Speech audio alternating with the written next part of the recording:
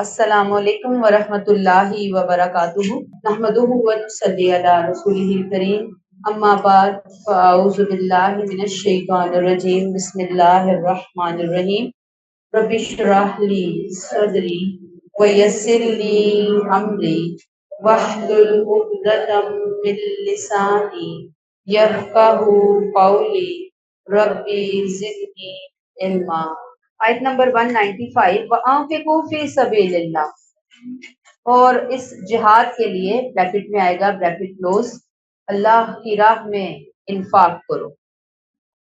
یہ اللہ کی راہ میں وہ خرچ جو جہاد اور قتال کے لیے لازمی ہے، جیسے پچھلی آیت 190 سے لے کر 194 میں ہم پڑھ کر آئے، جہاد ہوگا، لازم ہوگا۔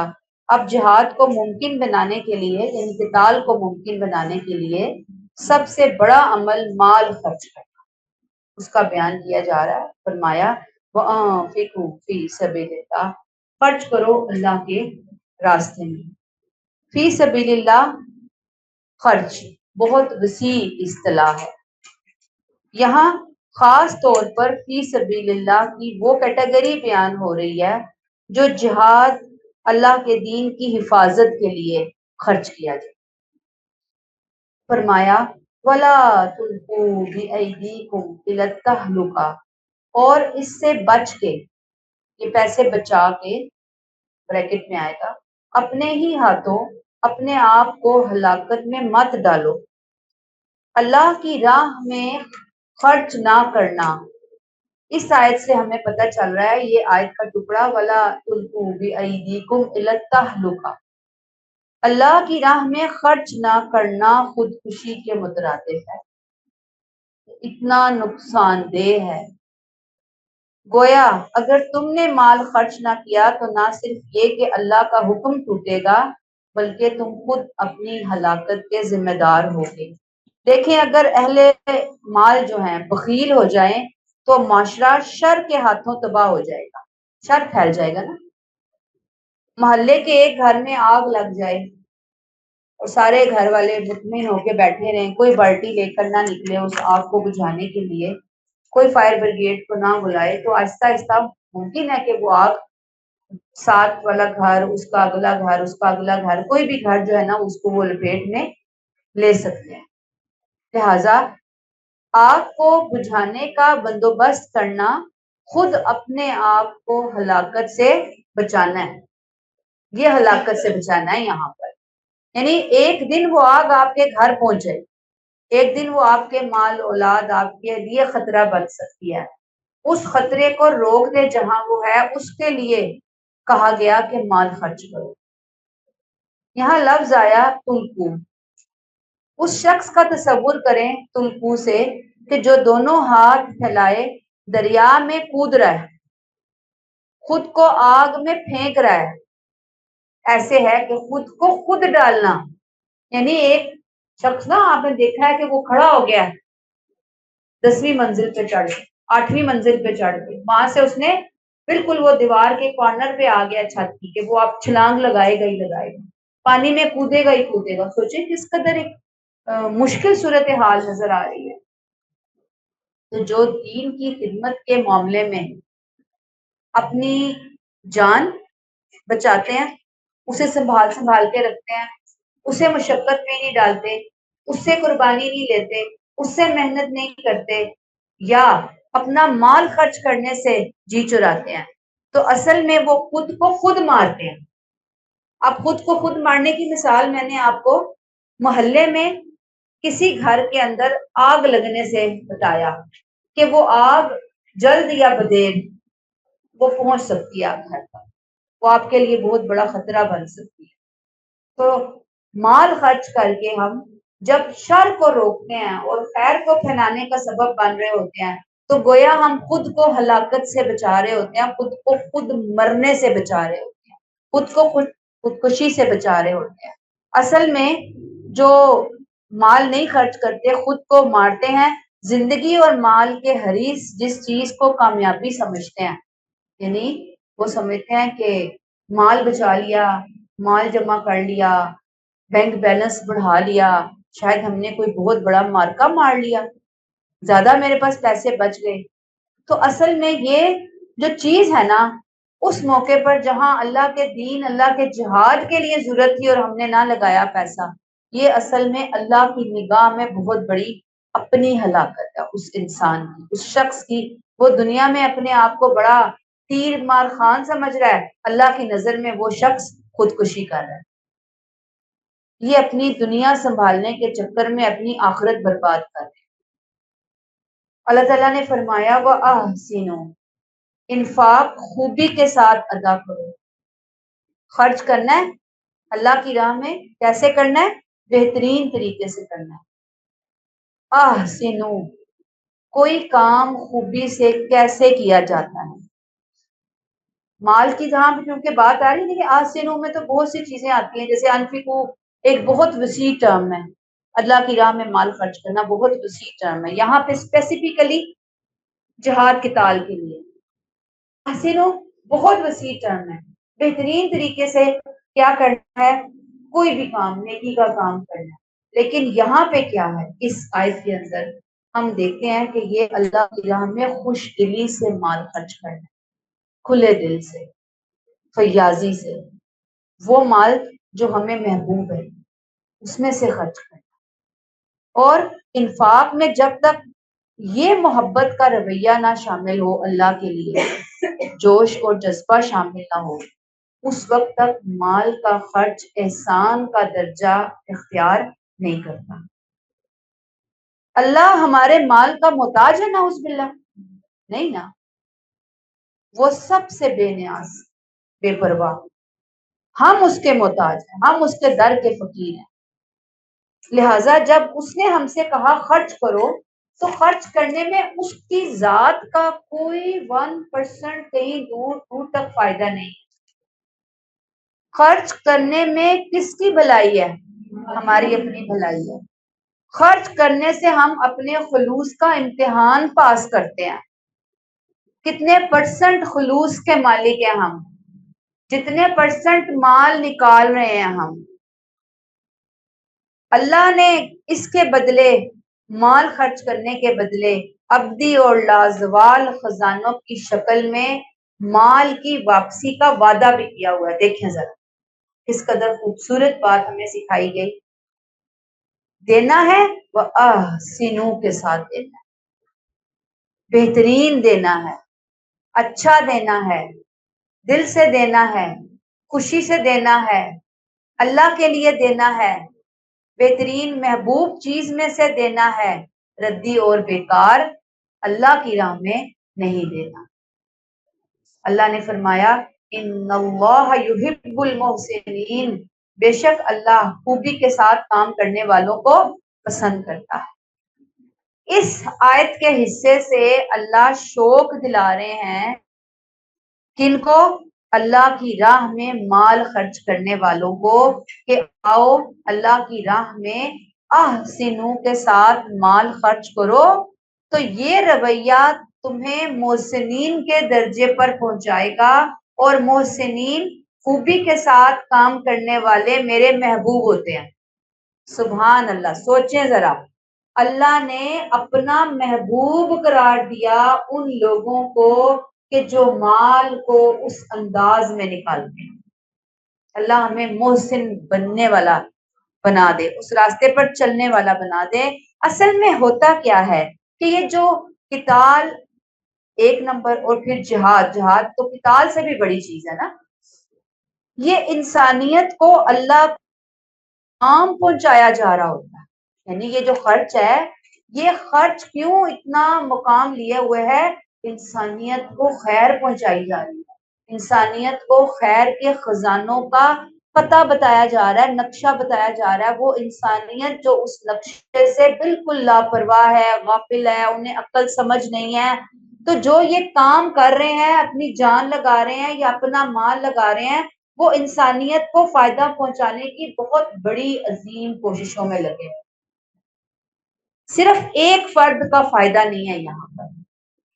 پتہ نہیں ایک بات، ایک چیز جو ہمارے پیسے سے پھیلتی ہے، اس کا اثر کہاں تک جاتا ہے ہم نہیں سمجھ سکتے۔ میں ایک حدیث آپ کو بخاری کی سناؤں گی. نبی کریم صلی اللہ علیہ وسلم نے فرمایا، دھیان سے سنیے، کہ جو آپ لوگ محنتیں کر رہے ہوتے ہیں نا یہاں منتھی درس میں آ کے، اتنی شدید گرمی میں پسینے پسینے ہوئے پڑے ہوئے تھے، میں دیکھ رہی ہوتی ہوں نا آپ لوگوں کو بہت زیادہ اچھے طریقے سے، خوش دلی کے ساتھ. کچھ لوگ فائنینشلی بھی آ رہے ہوتے ہیں، کچھ لوگ دونوں طرح سے آ رہے ہوتے ہیں اس معاملے کے اندر. آپ دیکھیے نبی کریم صلی اللہ علیہ وسلم کی طرف سے خوشخبری. آپ نے فرمایا، اللہ کی قسم، اگر تمہارے ذریعے ایک آدمی کو بھی ہدایت مل جائے تو وہ تمہارے لیے سرخ اونٹوں سے بہتر ہے. سرخ اونٹوں کی ہسٹری بتاؤں آپ کو. آپ صلی اللہ علیہ وسلم نے جو کہا سرخ اونٹوں سے بہتر ہے ایک آدمی کو ہدایت ملنا. سرخ اونٹ عرب میں سب سے قیمتی چیز یا ان کی دولت، سب سے نایاب، جو بہت زیادہ رؤوسا ہوتے تھے نا، elite class, super elite class, وہ لوگ لمبے سفر کے لیے یہ اونٹ استعمال کیا کرتے. انتہائی لگژری سواری تھی اس زمانے کی. انتہائی طاقتور ہوا کرتے تھے یہ اونٹ، بڑے خوبصورت ہوا کرتے تھے یہ اونٹ. تو یہ ایسا ہی ہے جیسے آج کل کسی کو کوئی کہہ دے کہ تم جہاز میں سفر کرو، لینڈ کروزر میں سفر کرو، یعنی کہ ٹرانسپورٹیشن کے لیے بیسٹ، جو آج کے دور کی بیسٹ گاڑیاں ہیں نا، ان گاڑیوں کا آپ یہاں پہ اونٹ کی جگہ نام لے لیں. تمہاری کوشش سے کسی ایک شخص کو اگر ہدایت مل گئی تو یہ ایسا ہی ہے جیسے کسی کو انعام میں لینڈ کروزر یا اس سے بھی کوئی بہترین، دنیا کی جو بہترین گاڑیاں نام رکھنے یہاں پہ. مجھے تو آتے نہیں اتنے لمبے لمبے نام، تو جس کو جو نام آتا ہے اپنی پسند کی گاڑی کا وہ فٹ کر لے گا. ایک بندہ آ گیا ہدایت پہ، سوچیں کتنی بڑی بات ہے. تو ہم کہتے ہیں ہمیں تو یہ جو مقام اور مرتبہ ہے بس ہم ہاتھ ہلائیں منہ ہلائیں تو مل جائے. یہ اتنا آسان نہیں ہوتا. شیطان اتنی رکاوٹیں لگا کے بیٹھا ہوتا ہے بندوں کے آنے میں کہ ہماری سوچ ہے. بڑی دعائیں مانگنی پڑتی ہیں، بڑی محنتیں کرنی پڑتی ہیں، تو ایک بندے کے لیے آپ وسیلہ بنتے ہیں. میں بارہا پچھلی کلاسوں میں بھی آپ کو یہی پوائنٹ بتا چکی کہ بعض دفعہ ہم 100 لوگوں پہ محنت کر رہے ہوتے ہیں تو ایک آ رہا ہوتا. یہ ایسی تھوڑی کہ آپ کو لوگ جو ہیں اس ٹائپ کے راستے میں پڑے ہوئے مل جائیں گے کہ آپ نے کہا وہ اٹھ کے آپ کے ساتھ انگلی پکڑ کے چل پڑا. اتنا تو بچہ نہیں چلتا آج کل. تو یہ تو ہدایت کا سفر ہے، کافی مشکل ہے.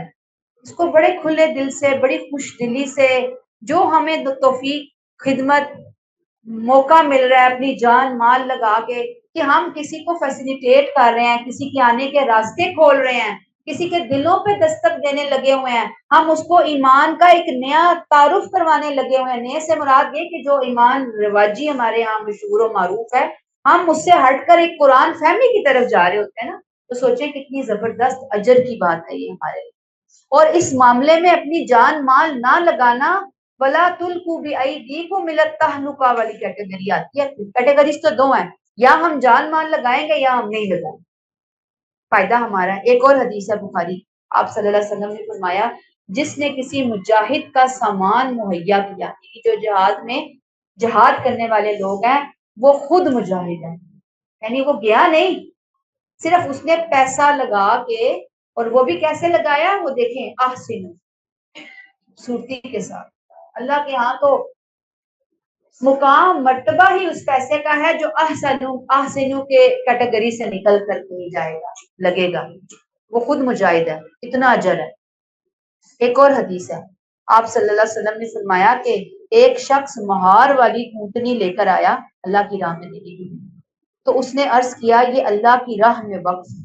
تو رسول صلی اللہ علیہ وسلم نے فرمایا تمہارے لیے روز قیامت 700 اونٹنیاں ہیں، وہ سب مہار والی ہوں گی. ہم سمجھتے ہیں ہمارا پیسہ، ہمارا مال، اللہ کہتے ہیں آؤ میں تمہیں اس سے بہترین انویسٹمنٹ کا طریقہ سکھاؤں، آؤ میں تمہیں تمہاری جان سے بہترین انویسٹمنٹ کا طریقہ بتاؤں. دنیا میں کون سا بزنس ایسا ہوگا، کرتے ہیں لوگ، بڑے بڑے بزنس مین جو بڑے بڑے مگرمچھ بیٹھے ہوئے ہیں، وہ تھوڑے سے بہت کمانے کے شاید وہ جانتے ہیں، عام روٹین میں عام پبلک نہیں کما سکتی اتنا پروفٹ کہ آپ 1 روپیہ لگائیں اور وہاں سے 700 روپیہ کمائیں. ایسے پروفٹ کے جو بزنس وغیرہ ہوتے ہیں صحیح فیئر بزنس بہت کم آپ کو کہیں نظر آتے ہیں ایسے. تو یہ تو ایک بالکل کھلی ڈلی ڈیل ہے اللہ نے مسلمانوں کے سامنے رکھ دی کہ اے مسلمانوں حوصلہ کرو، نکلو، آؤ اور لگاؤ اور اجر سمیٹو. اللہ ہمیں توفیق عطا فرمائے. اللہ کی راہ میں خرچ کے فائدے دیکھیے. سبق ہے اس سے ٹیک اویز ہم نے لینے ہیں کہ اپنی آمدنی اپنی سیونگ میں سے کچھ پرسنٹ ماہانہ یا ڈیلی دین کی ترقی، دین کی تبلیغ، قرآن فہمی کو پھیلانے کے لیے دینی کتابوں کی تقسیم پر خرچ کرنے کی پلاننگ کرنی. جہاں ہم کرتے ہیں غریب غربا کو دیکھتے ہیں، رشتہ داروں کو دیکھتے ہیں، وہاں پہ کچھ پرسنٹ کتنی اللہ نے توفیق دی. بعض لوگ تو میں نے دیکھا ہے انہوں نے گھروں میں باکسز رکھے ہوں، یہ ہم نے غریبوں مسکینوں کا حصہ ایک باکس ادھر ڈالنا ہے، ایک باکس جو ہے نا وہ ڈالنا ہے یہ دین کی خدمت کے لیے، صدقہ جاریہ کہہ دیں، قرض حسنہ کہہ دیں، ہم نے اس مد کے اندر ہم نے اس پیسے کو ڈالا ہوا ہے. بس یہ دیکھیں کہ جہاں خرچ کیا جا رہا ہے اس جگہ کے اوپر سے کہیں پہ بھی آپ انویسٹ کریں، کسی بھی مدرسے میں، کہیں پہ جہاں اسٹوڈنٹس علم سیکھ رہے ہیں، سکھایا جا رہا ہے، وہاں بس یہ دیکھیں کہ فرقہ واریت کو نہیں پھیلائی جا رہی، دین کا ایک صحیح شعور دیا جا رہا ہے. جہاں میں اپنا پیسہ لگا رہی ہوں لوگوں کو شرک اور بدعات کی طرف تو نہیں لے جایا جا رہا، لوگوں کے ذہن کی نیگیٹو برین واشنگ تو نہیں کی جا رہی، اللہ کے کلام کو کتنا آگے رکھ کر وہ اس موقع کے اوپر بات کر رہے ہیں، یہ ضرور دیکھیں. ایسی جگہ تو نہیں ہے کہ جہاں دوسروں کے کافر اور جہنمی ہونے کے فتوے بانٹے جا رہے ہیں، یہ ضرور اپنا پیسہ لگاتے ہوئے دیکھیں. ہمارے ہی بچوں کو ان کی نیگیٹو برین واشنگ جہاد کے نام پر تو نہیں کی جا رہی، بم بلاسٹ تو نہیں کیے جا رہے، مساجد اور انسانی آبادیوں پر کو حملہ تو نہیں کیا جا رہا ان کے اوپر. یعنی یہ بہت ضروری ہے چیک اینڈ بیلنس. جس جگہ آپ لگاتے ہیں آپ دیکھیں کہ کیا وہاں سے آؤٹ پٹ کیا ہے، رزلٹ کیا ہے وہاں پر اللہ کی بات کو کیے جانے کے حوالے سے. اور اللہ سے دعا بھی کریں، وہ پیچھے ہم حکمتوں کی بات پڑھ کر آئے نا، یہی حکمتیں ہیں. اللہ ہمیں وہ سینس، وہ فیصلہ، وہ سمجھ عطا فرما کہ ہم اپنا ایک ایک روپیہ ایسی جگہ پہ لگائیں جو ہمارے لیے ایک کے بدلے 700 اونٹنیاں لانے کا ذریعہ بنے. اللہ مجھے وہ توفیق عطا فرما دے، اللہ مجھے وہ توفیق عطا فرما دے کہ جس کے لیے آپ نے کہا، آپ صلی اللہ علیہ وسلم کے حبیب نے، ہمارے حبیب نے، کہ سرخ اونٹ سے بہتر ہے ایک شخص کا ہدایت ملنا. اللہ مجھے وہ انویسٹمنٹ کی توفیق عطا فرما دے. کوشش تو کر رہے ہیں نا، ہم اس راستے میں کھڑے ہوئے تو ہیں نا. اب کوئی آتا ہے نہیں آتا یہ اس کے نصیب، یہ ہمارے نصیب، لیکن ہم اپنی انرجی، اپنی صلاحیتیں پٹ کر کے ہم ڈال کے ولا تلقوا بایدیکم الی التہلکہ سے تو بچا رہے ہیں نا. دوسری بات یہ اپنے بچوں کو لیسن دے رہے ہیں. گھروں میں اگر ہم نے ایسے کوئی صدقہ باکسز رکھے ہیں، ہم انہیں بتا رہے ہیں کہ بیٹے اپنی پاکٹ منی میں سے آپ کو کہیں سے گفٹ ملا، آپ کو کچھ ملا، بیٹے اس کا اجر بہت زیادہ ہے، ہم نے اجر لینا ہے نا، دنیا کی برکتیں لینی ہے، آخرت میں سمیٹنا ہے، کچھ نہ کچھ یہاں پہ ڈالو. پھر اس کے ہاتھ سے ہی دلوائیں. جب دینا ہے کسی کو تو اسی کو کھول کے چلو یہ تم فلاں کو دے کر آؤ، چلو یہ تم فلاں کو دو، یہ آن لائن ٹرانسفر کر دو. بچوں کو بھی ڈالیں اس کام کے اندر، یہ بڑا ضروری کام ہے ہم مسلمانوں کے لیے کرنے کا. اچھا اب آپ کو میں بتاتی ہوں کہ جو مشنریز مبلغین ہیں عیسائی، وہ کیسے اپنے عیسائیت کو پھیلاتے ہیں. ہر عیسائی چرچ میں باقاعدہ اپنی آمدنی کا 10% ہر مہینے یا جو بھی اس کو آمدنی ملتی ہے اس میں سے 10% زکوٰۃ نما آمدنی ہوتی ہے ان کی، زکوٰۃ سمجھتے ہیں وہ اس کو، باقاعدہ مشنری کاموں کے لیے دیتے ہیں، فکس کیے ہوئے ہیں اتنے % تو لازمی جائے گا ہی جائے گا. یہ ان کی سب سے بڑی ریگولر انکم ہوتی ہے. دین پھیلانے والے عیسائی اپنے لیے پہلے خود ڈونرز ڈھونڈتے ہیں. ان کا طریقہ کار کیا ہے کہ جس نے کام کرنا ہے وہ خود اپنے لیے اپنے کانٹیکٹس میں جا کے بندے ڈھونڈے گا، وہ اس کو آمادہ کرے گا کہ ہمیں ڈونیشنز دو 10%. پھر ان پیسوں سے وہ بائبل کے دنیا بھر کی زبانوں میں ترجمے تقسیم کرتے ہیں. بڑے بڑے دنیا میں چلے جائیں آپ علاقوں میں، ہر ہوٹل میں آپ کو بائبل. آج اب اپنے پاکستانی ہوٹلز میں جائیں، مشکل ہی ہے آپ کو کہیں قرآن، مشکل، اور وہ بھی ترجمے والا، امپاسبل. جائے نماز مل جاتے ہیں، قرآن نہیں ملتا. وہاں آپ چلے جائیں، آپ کو ہر ہوٹل کے کمرے میں آپ کو بائبل ملے، بائبل تقسیم کرتے ہیں وہ لوگ، مفت تقسیم کرتے ہیں. پھر ویڈیوز بنا، لٹریچر فراہم کر، فری میں اتنے اتنے اخباروں میں ایڈ دے رہے ہوتے ہیں مہنگے مہنگے، فری منگوائیں فری منگوائیں، لوگ منگواتے ہیں. ہم نے بھی ایک دفعہ میسج کیا کہ ہمیں چاہیے، تو اتنا زبردست پیکنگ میں ان کا اتنا مٹیریل آ گیا ہمارے گھر فری میں. ہم نے اخبار میں نہیں پڑھا، ہم نے دیکھا، انہوں نے ساتھ میں سی ڈی کا زمانہ تھا، سی ڈیاں بھی بھیجی انہوں نے. پھر انہوں نے اس کے اوپر ایک خود حضرت عیسیٰ علیہ السلام کی زندگی پہ مووی بنائی ہوئی تھی. کتنی انویسٹمنٹ ہوتی ہے مووی بنانے پہ، مطلب لوگ لگاتے ہیں اپنے دین کے لیے.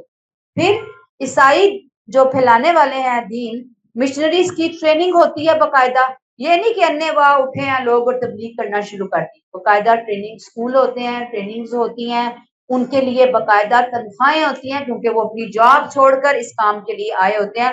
ہمارے ہاں تو کوئی اپنے کسی کے مربے ہوں، پھر وہ جابیں چھوڑے اور پھر وہ اپنے آپ کو اس کام پہ لگائے. کیونکہ مسلمانوں میں یہ جوش جذبہ تو ہے ہی نہیں کہ کسی کی سپورٹ کرنی ہے. وہ تو چاہتے ہی ہیں کہ مولوی بھی ہینڈ ٹو ماؤتھ ہی رہے، اس کی تنخواہ بھی منیمم تھوڑی سی رہے بیچارے کی، نہ وہ کھائے نہ اچھا پیے، نہ اس کے بچے اچھے اسکول میں پڑھیں، وہ رول کے زندگی گزارے. یعنی یہ ہم نے مولویوں کا حال کیا ہوا ہے. پھر ہم کہتے ہیں مولوی چندے مانگتے ہیں، مولویوں کو حلوے مانڈوں کی پڑی ہوتی. بیچاروں نے اپنا پیٹ کی آگ کرنی ہے، اپنی روزی روٹی چلانی ہے، ان کو بھی چاہیے ان کے سسٹم چلنے ہیں، ٹھیک ہے نا. تو ہم پھر بس اللہ تعالیٰ ہمیں ہدایت عطا فرمائے. پھر وہ کیا کرتے ہیں دیکھیں، ان کے مشنری اسکول کام کر رہے ہوتے ہیں، یعنی ایسے اسکول جہاں پہ باقی بچوں کو بھی جو ان کے مذہب کے نہیں ہوتے بچوں کو داخلے دے کے ان کے برین واشنگ کرتے ہیں. ہاسپٹلز ہیں وہاں پہ علاج کی سہولتیں ہوتی ہیں لوگوں کے لیے، ان کی برین واشنگ ہوتی ہے. اس علاج اور اس خدمت کے ذریعے وہ لوگوں کے دل جیتتے ہیں. پھر یتیم خانے پوری دنیا میں کام کر رہے ہیں. یہ سارے کی ساری چیزیں اپنے مذہب کی طرف بلانے کے لیے وہ کر رہے ہیں. آج کی جان و مال کی قربانیاں ان کی منظم کوششوں کی وجہ سے عیسائیت آج کی دنیا کا سب سے بڑا مذہب بنا ہوا ہے. اگرچہ اس میں کچھ اور بھی فیکٹس ہیں، لیکن ان کا مال خرچ کر کے ان کی اپنی جانیں لگانا، اس کے اوپر اپنی زندگیاں وقف کرنا، یہ ایک بہت بڑا سبب ہے عیسائیت کے پھیلنے کا. اور ہمارے ہاں اول تو دعوت ہوتی نہیں، اور جب دعوت یا تبلیغ ہوتی ہے قرآن اس میں نصاب نہیں، قرآن فہمی نہیں ہوتی. آپ بڑی بڑی تقریریں اور باتیں سنیں، آپ کو قرآن سمجھو، قرآن کی ایک ایک لائن کو سمجھو، آپ کو یہ جملے سننے کے لیے آپ کے کان ترس جاتے ہیں کہ کوئی تو بولے یہ جملہ. بھائی نہیں نظر آتا آپ کو یہ جملہ؟ دینی شعور نہیں ہے ہمارے یہاں اصل جو ہونا چاہیے. فرقہ واریت انت کی ہے مسلمان سوسائٹی کے اندر، 70-72 فرقوں میں بٹے ہوئے ہیں مسلمان. اور دعوت کو ہم نے صرف مولویوں کا کام سمجھا ہوا ہے. ہم کہتے ہیں ہم اس پہ اپنا وقت نہیں لگا سکتے، ہم پیسہ کیوں لگائیں، پیسہ تو ہمارے پاس ہے ہی نہیں، ہمارے تو اپنی کام نہیں، ہمارے اپنے خرچے پورے نہیں ہوتے، دین کے لیے کون پیسہ لگائے. نہیں. اب آپ دیکھیے کہ ان لوگوں نے ہسپتال، سماجی خدمت، تعلیمی نظام کو دعوت کا ذریعہ بنایا ہوا ہے. میں نے کیا کہا، کن چیزوں کو دعوت کا ذریعہ بنایا ہوا ہے؟ لوگوں تک کیسے پہنچ رہے ہیں؟ ہسپتالوں کے ذریعے، اپنے ایجوکیشن سسٹم کے ذریعے، اپنی خدمت خلق کے ذریعے. اور گھر بار بھی سال سال کے چھوڑ سال کے لیے نکلتے ہیں، اور ان کے ادارے ان کو پورا پے کرتے ہیں، ان کی فیملیوں کو پے کرتے ہیں، اور وہ بڑے اچھے طریقے سے بڑا ذہنی ریلیکس ہو کر وہ اپنے دین کی خدمت کا کام کر رہے ہوتے ہیں. جب آپ ایک طرف سے ان کو فری کریں گے تو کوئی دوسری طرف آ کے کام کرے گا نا. ہم صرف اسلام کی لپ سروس کرتے ہیں، نہ جان لگانا چاہتے ہیں، نہ مال لگانا چاہتے ہیں، اور اگر کچھ کریں بھی تھوڑا سا بھی فخر اور احسان جتا جتا کے ہم نے کوئی حال کیا ہوتا ہے. آج ہمارے پاس قرآن کا سچا پیغام پہنچانے کے لیے آپ صلی اللہ علیہ وسلم کی زندگی کے بہترین اسوہ کے معاملات، اتنا کچھ ہے ہمارے پاس. لیکن ان عیسائیوں کے مقابلے میں ہمارے پاس جو نہیں ہے وہ کیا نہیں ہے، یعنی پیغام ہمارا بیسٹ ہے، لیکن جنہوں نے کام کرنا ہے، جنہوں نے پہنچانا ہے، ان کے پاس نہیں ہے. تو کیا نہیں ہے؟ قربانی نہیں ہے، قربانی کا جذبہ نہیں. ان کے پاس دعوت کا درد نہیں ہے، ان کو فکر نہیں ہے، انہیں یہ نہیں پتا ایک بندہ اگر میری وجہ سے آ گیا تو میرے لیے اجر کتنا بڑا ہے اس کا، اس کے زندگی کی جتنی نیکیاں آگے اس کی نسلوں میں جو نیکیاں جائیں گی وہ سب صدقہ جاریہ بن کر میرے اکاؤنٹ میں آ رہی ہیں۔ یہ چیز ہمارے یہاں نہیں ہے، اپنا آرام، اپنا سکون، اپنا مال قربان کرنے کا جذبہ ہمارے پاس بہت کم نظر آتا ہے۔ پھر انگلیاں ہم بہت اٹھا لیتے ہیں، فلاں کافر، فلاں گمراہ، فلاں جہنمی، فلاں ڈمکان، فلاں، یہ زبانیں ایسی چلتی ہیں ہماری، جبکہ ہم دیکھتے ہیں کہ ہم کرنے کرانے والے کچھ نہیں، ہمارے تو خلاف نہیں ہے، ہم نے کیا کر لینا ہے، کیا ہم نے دین کی دعوت دے لینی ہے۔ آئیے ہم عہد کریں، میں اور آپ اپنے لیول پر جو کر سکتے ہیں قرآن کی دعوت دوسروں تک پہنچانے کے لیے، اپنی جان، اپنی زبان، جان میں زبان آئے گی، ہاتھ آئے گا، عمل آئے گا، جسم آئے گا، اپنی نیند، اپنا آرام، اپنا سکون قربان کرنا آئے گا، اپنی طاقتیں، اپنی انرجیاں، اپنا صلاحیت، اپنا ٹیلنٹ، اپنا علم لگانا آئے گا، سب جان میں آ جائے گا۔ اور پھر اپنا مال ہم قرآن فہمی کے لیے لگانے والے ہیں، ہم اللہ کے اور اللہ کے دین کی خادمہ بنی، اللہ ہمیں اپنے قرآن کی خادمہ بنائے کہ ہم بس قرآن ہاتھوں میں لے لے کر لوگوں کے سامنے رونا پڑے، ان کے پیروں کو ہاتھ لگانا پڑے، ان کے سامنے بیٹھ کے گڑ گڑانا پڑے، ان کی خدمتیں کرنی پڑے، ہم ایسے کریں کہ بھئی یہ کسی طریقے سے قرآن کی طرف آ جائیں۔ قرآن دوسروں تک پہنچانے کے لیے ہر کام کر گزرنے کے لیے تیار ہوں، اور اس کے ساتھ ساتھ ہم اللہ سے بہت بہت دعائیں کریں۔ کیا دعائیں؟ کہ اللہ مجھے لوگوں کی ہدایت کا ذریعہ بنا، اللہ مجھے چن، یہ رونا دھونا اس کے سامنے ڈالنا ہے، پھر وہ اللہ ہم سے کام لے گا، پھر وہ اللہ ہمیں حکمتیں دے گا، پھر وہ اللہ ہمیں اس راستے کی استقامت دے گا، پھر وہ اللہ ہمیں توفیقیں عطا فرمائے گا، پھر ہم کسی کے لیے کچھ کر سکیں۔ پھر ہم دیکھتے ہیں کہ ہم شادی بیاہ ہوتا ہے، میت ہوتی ہے، گھریلو اخراجات ہوتے ہیں، خاندان کے مسائل ہوتے ہیں، ہم دیکھیں کہ ہمارا خرچ کرنے کا ریشو کیا ہوتا ہے۔ 2 لاکھ آیا، 2 لاکھ لگ گیا، 3 لاکھ آیا، 3 لاکھ لگ گیا، 50,000 آیا ہے، 50 کا 50 لگ گیا، پھر بھی پوری نہیں پڑ رہی ہوتی۔ یہ مسائل اتنے زیادہ ہمیں گھیرے ہوئے ہوتے ہیں، ٹھیک ہے، جنرل مسائل ہوتے ہیں، واقعی بہت زیادہ مہنگائی ہے، بجٹ سے چیزیں باہر نکلتی ہیں جب انسان خاندان برادری والا ہوتا ہے، لیکن اللہ کا دین کوئی ستیلا تو نہیں۔ جب ہم اتنی جگہ پہ خرچ کر رہے ہوتے ہیں تو کچھ پرسنٹ کیا ہم اللہ کے دین کی خدمت کے لیے اچھے طریقے سے نہیں خرچ کر سکتے؟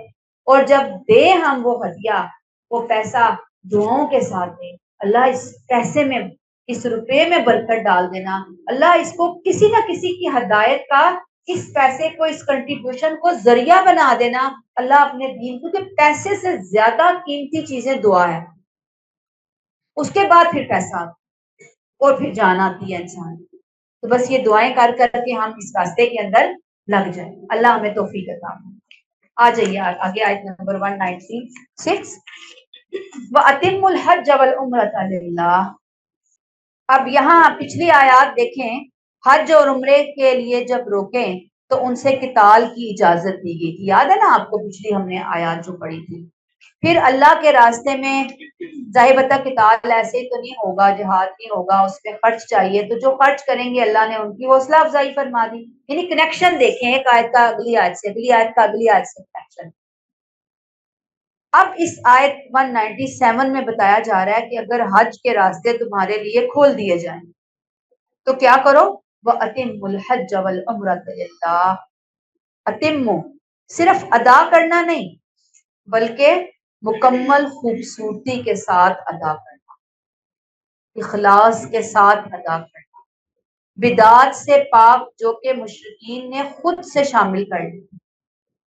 حج و عمرہ سنت رسول صلی اللہ علیہ وسلم کے طریقے، اللہ کے بتائے ہوئے طریقے پر حج و عمرہ کرنا، یاد رکھیے کہ عبادات صرف ریچولز نہیں ہوتے، رسمیں نہیں ہوتی کہ ہم نے یہ چند رسمیں ادا کر لی، یہ وظیفے پڑھ لیے، نہیں. اصل میں عبادات ہمارے بندہ ہونے کا اعلان اور ثبوت ہوتی ہے. ہم اپنے نفس کو کتنا پاک کرنا چاہ رہے ہیں اس کا اظہار ہوتی ہے ہماری عبادات. وَأَتِمُّ الْحَجَّ وَالْعُمْرَةَ لِلَّهِ، اللہ کے لیے حج اور عمرہ پورا کرو. یہ تنبیہ کیوں کی اللہ تعالیٰ نے یہاں پر؟ کیونکہ اہل عرب یہ دونوں عبادتیں جو ہیں، عبادتوں سے زیادہ حج اور عمرے کو انہوں نے تجارت کا ذریعہ بنا دیا. ان کا حج اور عمرہ اللہ کے لیے نہیں ہوتا تھا، بلکہ یا وہ تجارت کے لیے کرتے تھے، تجارت کی غرض سے، یا اپنے باطل معبودوں کے لیے کرتے تھے جن کے بت عین بیت اللہ اور حج کے دیگر مقامات پر انہوں نے فکس کیے ہوئے تھے. جیسے آج ہم مسلمان بھی اکثریت میں سے کچھ حج عمرے کے لیے جاتے ہیں، زیادہ فوکس شاپنگ پہ ہوتا ہے، کھانے پینے، گپے، شغل میلہ. عبادت کی سنجیدگی آپ کو بہت کم کہیں نظر آتی ہے، بہت کم، بلکہ اجنبی چیزیں وہاں پہ آپ کو فیل ہو رہی ہوتی ہیں.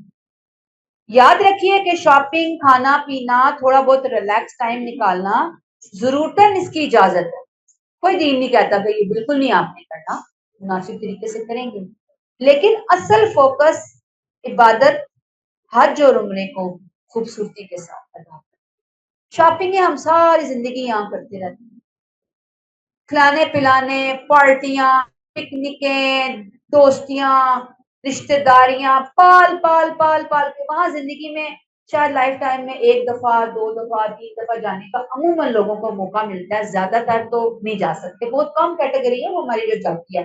ہر سال، ہر 6 مہینے بعد اللہ نے ہم کو اتنا دیا ہوتا ہے وہ چلے جاتے ہیں، عموماً لوگ نہیں جا پاتے. تو وہاں پہ بھی جا کے یہی چیزیں شروع ہو جائیں، دنیا داری اتنا زیادہ سوار کر لی، تو وہاں پہ تو بڑی معذرت کر کے فوکس کریں کہ ہم تو آئے ہیں حج یا عمرے کے لیے. ہم اپنا ٹائم، کوالٹی ٹائم ہم اپنی عبادات کے اندر گزاریں. یہ ہمارا اہم مقصد ہونا چاہیے وہاں پر جانے کے حوالے سے. کیا کہا اللہ تعالیٰ نے یہاں؟ فَإِنْ أُحْصِرْتُمْ فَمَا اسْتَيْسَرَ مِنَ الْهَدْيِ، راستے میں کہیں گر جاؤ تو ہدیے کی جو قربانی بھی میسر ہو اسے پیش کرو. راستے میں گر جاؤ مراد کوئی شدید مجبوری پیش آ گئی، آپ اڑ رہے تھے، احرام پہن لیا گیا، جنگ چھڑ گئی، کوئی اور خطرناک صورتحال پیش آ گئی، وبا پھیل گئی، جیسے آپ نے دیکھا کورونا، لوگ بیچ کے بیچ میں سٹک ہو گئے، ایئرپورٹ پہ بیٹھے رہ گئے، ایک دم چیزوں کو انہوں نے کلوز کر دیا، شٹ ڈاؤن کر دیا گیا تھا. دشمن کی رکاوٹ سے راستے میں جنگ چھڑ گئی. جیسے آپ کو پتا ہوگا صلح حدیبیہ میں آپ صلی اللہ علیہ وسلم اور صحابہ کرام جب نکلے ہیں تو ان کو حدیبیہ کے مقام پر عمرے سے روک دیا. یہ وہ ہے فَإِنْ أُحْصِرْتُمْ فَمَا اسْتَيْسَرَ مِنَ الْهَدْيِ. اس صورت میں احرام سے باہر آنے کے لیے قربانی پیش کرنا ضروری ہوگا، لازم ہوگا. یہ قربانی مجبوری کی اس حالت میں حج و عمرے کے تمام مناسک کے قائم مقام ہوگی. یعنی حج ادا نہیں کیا، عمرہ ادا نہیں کیا، واپس جانا پڑ رہا ہے، احرام کھولنا پڑ رہا ہے، قربانی ہمارے مناسک کے قائم مقام ہو جائے. قائم مقام کا مطلب پتہ ہے، یعنی اس کا سب چیز شوٹ ہوگی اس ٹائم کے اوپر. اللہ نے یہ ایک سلوشن دیا اس موقع کے لیے. دم اور چیز ہوتی ہے، یہ ہدی اور چیز ہے، یہ اور چیز ہے. اس کے لیے آج بہتر طریقہ، وہ تو دم فائن ہوتا ہے نا، یہ تو اب یہاں پہ غلطی تو ان سے کوئی نہیں ہوئی نا، کوئی گر گئے، اب احرام کھولنا پڑا، احرام کی پابندی سے آپ ایسے ہی باہر نہیں آ سکتے، اس کا پورا پروٹوکول ہے باہر آنے کے لیے، تو اس کے لیے قربانی ہے، جی مجبوری ہے، نعم البدل کہہ سکتے ہیں.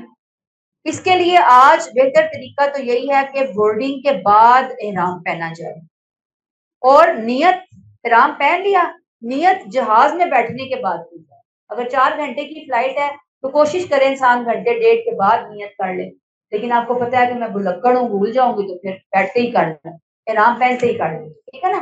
بورڈنگ کے بعد آدھا پونا گھنٹہ، ڈیڑھ گھنٹہ ہوتا ہے فلائٹ ہونے میں، احرام نہ پہنے، بورڈنگ کے بعد احرام پہنے، اور اس کے بھی جہاز میں بیٹھتے ہوئے نیت کی جائے، ٹھیک ہے. اور حج و عمرے کے موضوع پہ ہم نے ایک سیریز بنائی ہے اللہ کے فضل و کرم سے، حج و عمرہ سیریز. تو میں یہ چاہوں گی کہ آپ کی کنٹریبیوشن یہ ہے کہ آپ کے تعلقات، ملنے جلنے والوں، دوستوں، محلے والوں میں جو کوئی جا رہا ہو، آپ یہ سیریز اس کو ریکمینڈ ضرور کیجیے کہ یہ دیکھیں. کوشش کی گئی ہے کہ اوتھینٹک وے میں اس کو بنایا جائے. تو کوشش یہ بھی ہوئی ہے کہ تھوڑا شارٹ بنایا جائے، اوتھینٹک بنایا جائے. آپ اسے شیئر کر دیں، آپ لنک سنبھال لیں اس کو. لنک بھی وہ آیا ہوا ہے جس میں سارے لنک ایک ہی میں موجود ہیں، ٹھیک ہے، وہ دیکھ لیجیے گا. اب پھر کیا کہا، وَلَا تَحْلِقُوا رُؤُوسَكُمْ حَتَّى يَبْلُغَ الْحَدْيُ مَحِلَّهُ، اور اپنے سر اس وقت تک نہ مونڈو جب تک یہ قربانی اپنی جگہ نہ پہنچ جائے. آپ کو پتہ ہے نا، سر کے بال کٹوانا احرام کی پابندیوں سے آزاد ہونے کے لیے ضروری ہے. جب تک قربانی نہ ہو بال نہ کٹواؤ. پہلے قربانی ہوگی پھر بال کٹوائے جائیں. بخاری میں حضور صلی اللہ علیہ وسلم کی جو اسوہ ہے اس کا مفہوم میں آپ کو بتا رہی ہوں. آپ صلی اللہ علیہ وسلم نے صلح حدیبیہ میں قربانی کر کے حل کیا، حالانکہ مکہ داخل نہیں ہوئے تھے. فمن کان منکم مریضا او به اذى من رأسه ففدیۃ من صیام او صدقۃ او نسک. جو شخص بیمار ہو یا اس کے سر میں کوئی تکلیف ہو، یعنی قربانی سے پہلے سر منڈوانے پر مجبور ہو، تو اسے چاہیے کہ روزوں یا صدقہ یا قربانی کی شکل میں اس کا فدیہ دے. بیمار ہے، سر میں تکلیف ہو گئی، اتنی جوئیں پڑ گئی کہ وہ جان ہی نہیں چھوٹ رہی، چھالے نکل آئے سر کے اندر. ہو جاتے نا بعض بیماری کی وجہ سے، گرمی کی وجہ سے انجری ہو گئی ہے سر میں، ٹانکے لگنے ہیں، اور قربانی سے پہلے سر منڈوانا. ڈاکٹر نے کہا یہ سر بال مونڈنے پڑیں گے اس کے سر کو ٹریٹمنٹ دینے کے لیے. تو آپ اسے فدیہ دینا ہے، اور یہاں اقسام بتائی جا رہی ہے. اب کیا ہے، روزے ہیں 3، صدقہ ہے 6 مسکینوں کا کھانا، قربانی 1 بکرا دینا ہو. چونکہ سر منڈوانے کے لیے قربانی کا انتظار کرنا ایک ذمہ داری ہے جس کو آپ کسی وجہ سے پورا نہیں کر سکے، لہٰذا اپنی جان بخشی کے لیے اب اس کا فدیہ علیحدہ دینا ہوگا. یہ فدیہ علیحدہ ہے، وہ فدیہ علیحدہ ہے. وہ فدیہ کون سا ہے؟ احرام کھولنے کا. یہ فدیہ کون سا ہے کہ آپ اپنے سر کے بال قبل از وقت کٹوا رہے ہیں. اب اس کے لیے آپ کو یہ ان تینوں میں سے کوئی ایک پک کرنا پڑے گا، ٹھیک ہے نا. فَإِذَا أَمِنْتُمْ، جب تمہارے لیے امن کی حالت پیدا ہو جائے، حالات نارمل پرامن ہو گئے، وہاں کے راستے کھل گئے، اجازت مل گئی. فَمَن تَمَتَّعَ بِالْعُمْرَةِ إِلَى الْحَجِّ فَمَا اسْتَيْسَرَ مِنَ الْهَدْيِ، تو جو کوئی حج کے سفر میں یہ فائدہ اٹھائے کہ اس کا زمانہ آنے تک عمرہ بھی کر لے، تو اسے قربانی کرنی ہوگی جیسے بھی میسر ہو جائے. اب جو کوئی حج کے سفر میں یہ فائدہ اٹھائے، یہ دھیان سے سننے والی بات کہ حج سے پہلے اسی ایک سفر میں عمرہ بھی ادا کرنا چاہیے. جیسے ہم لوگ پاکستان سے جاتے ہیں حج کے لیے تو ہم عموماً پہلے عمرہ ادا کرتے ہیں، احرام کھولتے ہیں، پھر حج کے لیے دوبارہ سے احرام باندھا جاتا ہے. اس دوران ہم چونکہ 2 عظیم عبادتوں کو ایک سفر میں جمع کرنے کی سہولت سے فائدہ اٹھا رہے ہیں، اس لیے اس کی ایک علیحدہ قربانی ہے کہ اللہ نے ہمیں یہ اجازت دی کہ ہم عمرہ بھی کریں اسی سفر میں، اور اسی سفر میں ہم حج بھی کریں. اسے کہتے ہیں حج تمتع. حج تمتع، پہلا عمرہ کیا، جا کر وہاں احرام کھولا، پھر اس کے بعد حج کے دن آئے، ذی الحج شروع ہو گیا، 8 ذی الحج 7 ذی الحج کو آپ نے حج کا احرام پہنا. زمانہ جاہلیت میں ایک ہی سفر میں حج و عمرہ دونوں کو ایک ہی سفر میں گناہ سمجھا جاتا تھا. شریعت نے اس کی اجازت. فَمَن لَّمْ يَجِدْ فَصِيَامُ ثَلَاثَةِ أَيَّامٍ فِي الْحَجِّ وَسَبْعَةٍ إِذَا رَجَعْتُمْ تِلْكَ عَشَرَةٌ كَامِلَةٌ، اور اگر قربانی میسر نہ ہو تو روزے رکھنا ہوں گے، 3 روزے حج کے زمانے میں اور 7 روزے حج سے واپسی کے بعد. یہ پورے 10 دن ہو گیا، عشرہ پورا عشرہ ہو گیا یہ والا. اگر قربانی کی گنجائش نہیں ہے، یہ قربانی کب ہو رہی ہے؟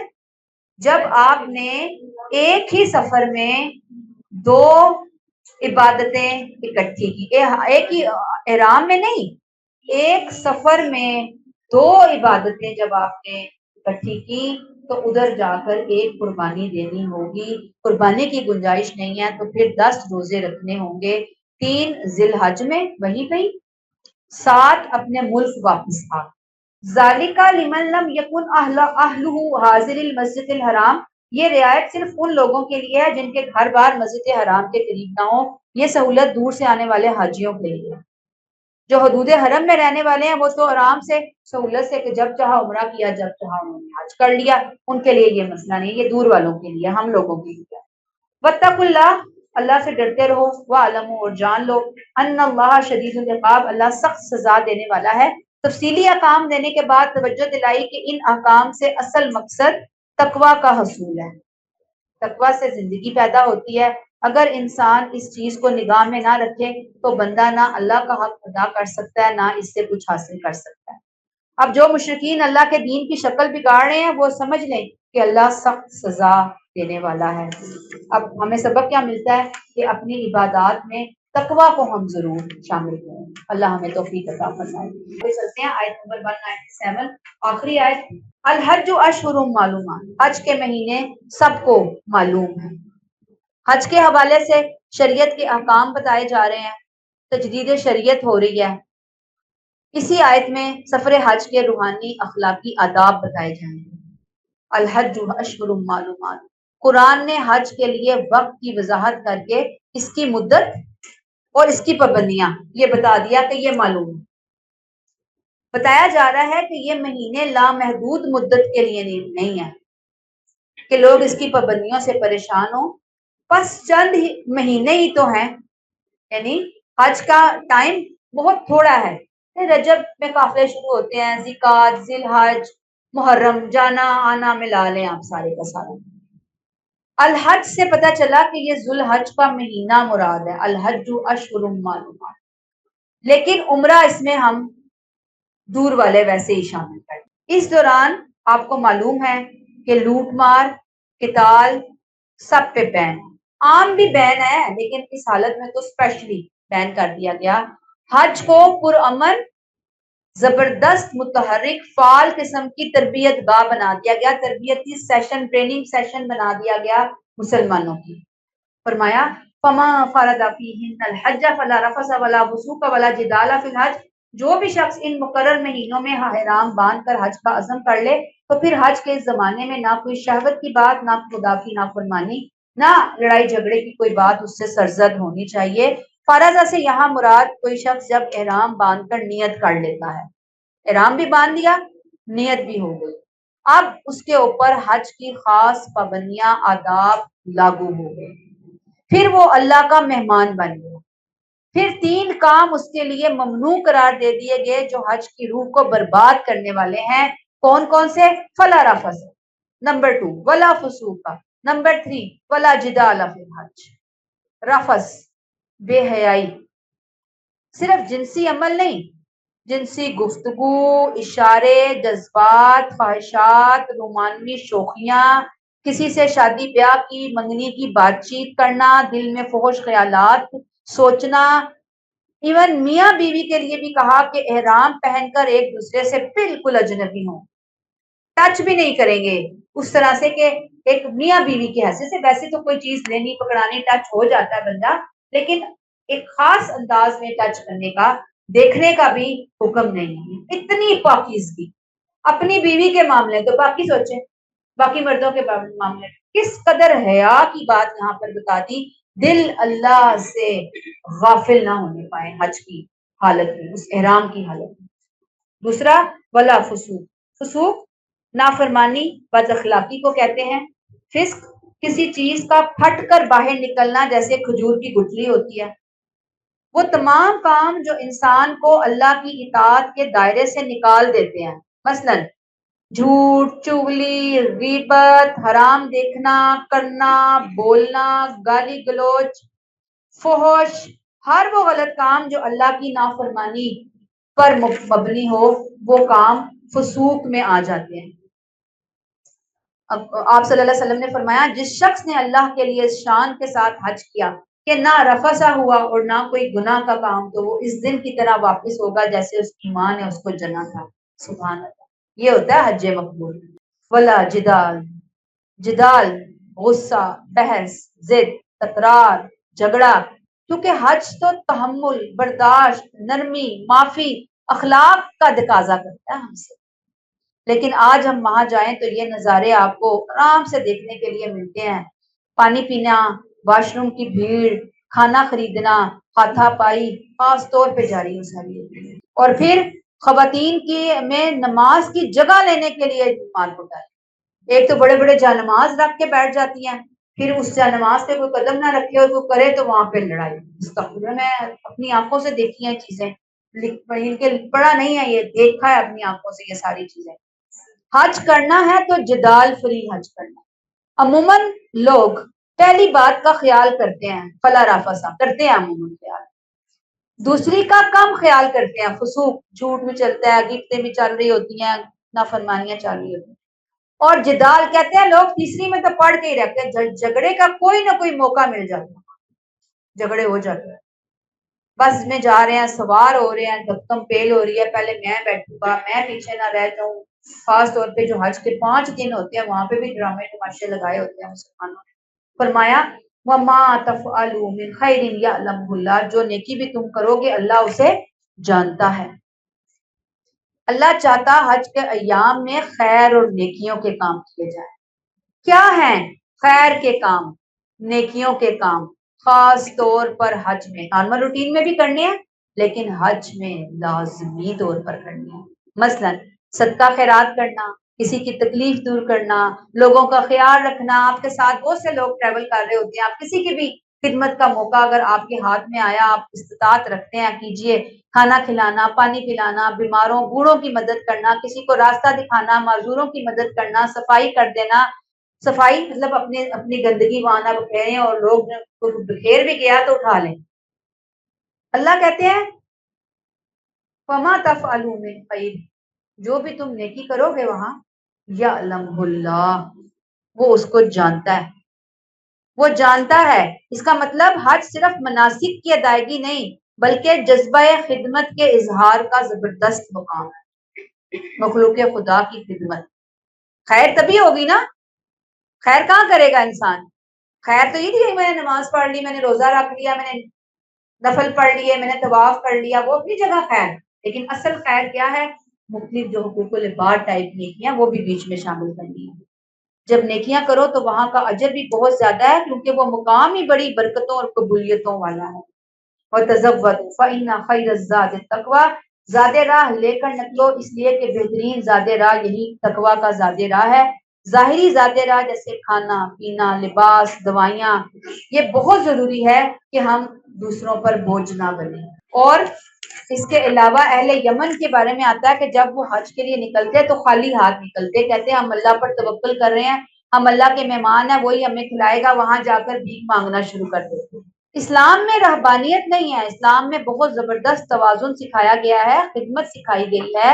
اللہ نے کہا وہ تزودوا، زاد راہ لے کر نکلو، جسمانی تیاری، روحانی تیاری، کردار کی تیاری، سب کچھ کر کے نکلو۔ فَإِنَّ خَيْرَ الزَّادِ التَّقْوَىٰ، اصل تیاری، اصل سامان تقویٰ ہے، اور وہ کیا ہے وہاں؟ اللہ کا ڈر، اللہ کی محبت، قرآن سے غور و فکر والا تعلق، بہترین دعائیں، خالص نیت، دل و نظر کی پاکیزگی، دلوں کی صفائیاں۔ اللہ سب کو لے کر جائے اسی تقویٰ کے ساتھ لے کر جائے، اور تقویٰ کے ساتھ صاف ستھرا کر کے دھو دھلا کے وہاں سے عافیت کے ساتھ لے کر آئے۔ وَاتَّقُونِ يَا أُولِي الْأَلْبَابِ، اے عقل والوں مجھ سے ڈرتے رہو، عقل والوں مجھ سے ڈرو۔ یہ عقل والوں کو خاص دعوت ہے، عقل کا تقاضا ہے کہ انسان اللہ کو دیکھے بغیر اس سے ڈرے۔ اب یہ آیت حج کو ایک روحانی ٹریننگ بنا کر سمجھائی گئی۔ انسان کو، حاجی کو اس میں اپنے جسم، زبان، دل، سب کی اصلاح کا سنوارنے کا موقع ملتا ہے۔ جو تقویٰ کے ساتھ حج کرتا ہے وہ ایک نیا انسان بن کر آتا ہے، نیا جنم لے کر لوٹتا ہے۔ کوئی نیا جنم لینے کے لیے وہاں انسان جاتے ہیں حج کرنے کے لیے، اگر کوئی جائے اس سینس کے ساتھ۔ اور تقویٰ صرف ظاہری حالت، مخصوص لباس، مخصوص گفتگو کا نام نہیں، ایک خاص ٹپیکل نام رکھ لینا نہیں تقویٰ، بلکہ شعور کی سطح پر رب کو پانا تقویٰ ہے۔ جب تک اللہ کو پہچانتا نہیں ہے انسان، اللہ کی محبت کا بھی حق ادا نہیں کر سکتا۔ اب آپ دیکھیں نا، ہم نے اتنی باتیں آج حج کے بارے میں جانی، تو کم نہیں ہوتا ہے کہ ہم جا رہے ہوں اور ہم یہ ساری چیزوں کو اس انداز میں سیکھ کر جا رہے ہوں۔ جب ہم نے سیکھی اور اب ہم جائیں تو ہم کہیں گے ہائے اب تو میں اور اچھے طریقے سے کروں، پہلے نہ کیا پہلے سمجھ نہیں تھی، اب سمجھ آ گئی، تو یہی تقویٰ ہے کہ انسان اللہ کو پہچانتا ہے، پھر اللہ کی محبت بھی زیادہ اس کے اندر آتی ہے۔ اور دانش مندی یہی ہے کہ انسان بن دیکھے اپنے رب سے ڈرے۔ اب ٹیک اویز کیا ہے کہ حج اور عمرے کو صرف جسمانی سفر نہ بنائیے بلکہ دل اور روح کا سفر بنائیے، اور بہت دعاؤں کے ساتھ جو بھی جائے بس دعاؤں کے ساتھ اس کو رخصت کیجیے، خود جانا ہو انہی دعاؤں کے ساتھ جائیے، اللہ قبول و منظور فرمائے، آمین۔ بس یہاں پہ روک لیتے ہیں۔ السلام علیکم ورحمۃ اللہ وبرکاتہ۔ سبحانک اللہم و بحمدک، نشہد ان لا الہ الا انت، نستغفرک و نتوب الیک۔ السلام علیکم۔